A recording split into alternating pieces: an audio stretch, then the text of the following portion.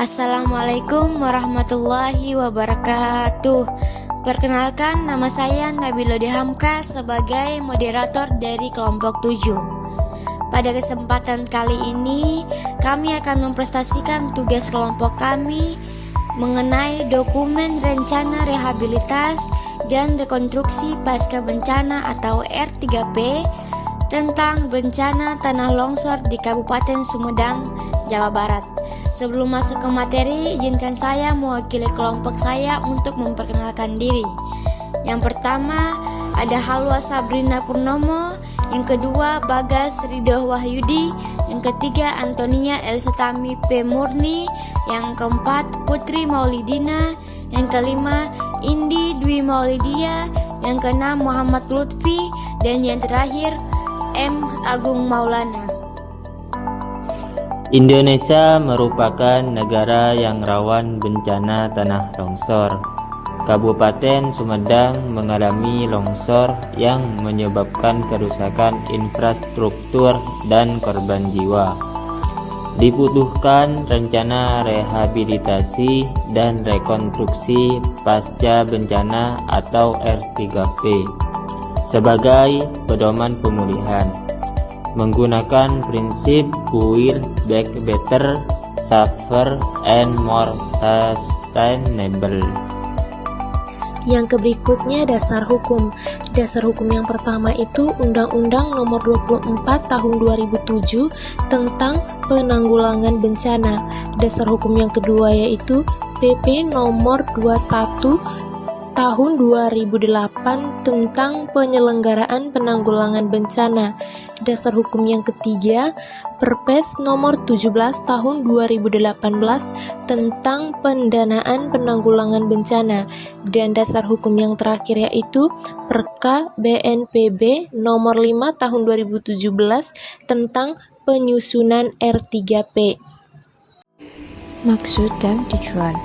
Dengan maksud menyediakan pedoman pemulihan pasca bencana bagi pemerintah, swasta, dan masyarakat.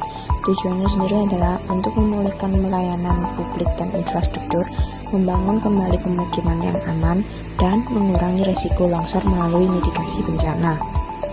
Hasil kajian kebutuhan pasca bencana atau Jitupasna. Kerusakan terjadi pada A. Sektor pemukiman, B. Infrastruktur, C. Ekonomi, D. Sosial, E. Lintas sektor. Total kebutuhan pemulihan sebanyak 49,7 miliar rupiah.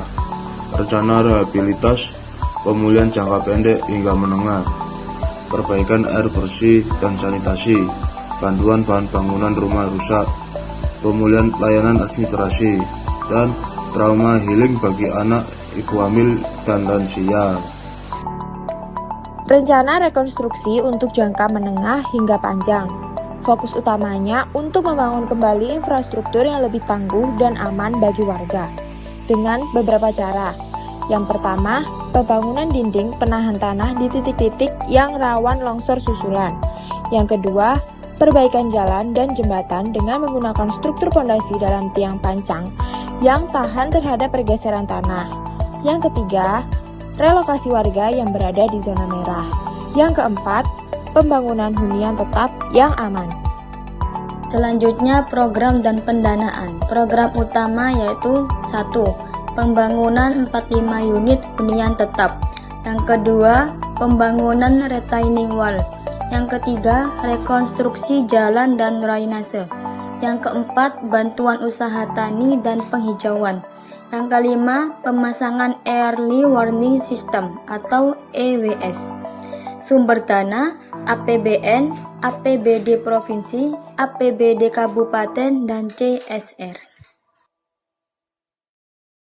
R3P menjadi pedoman dalam pemulihan pasca bencana. Pemulihan dilakukan melalui kerjasama pemerintah, masyarakat, akademisi, dan sektor swasta. Diharapkan Kabupaten Sumedang menjadi lebih aman, tangguh, dan siap menghadapi bencana di masa depan. Sekian presentasi dari kelompok kami. Terima kasih atas perhatian dan kesempatannya. Mohon maaf apabila terdapat kekurangan. Wassalamualaikum warahmatullahi wabarakatuh.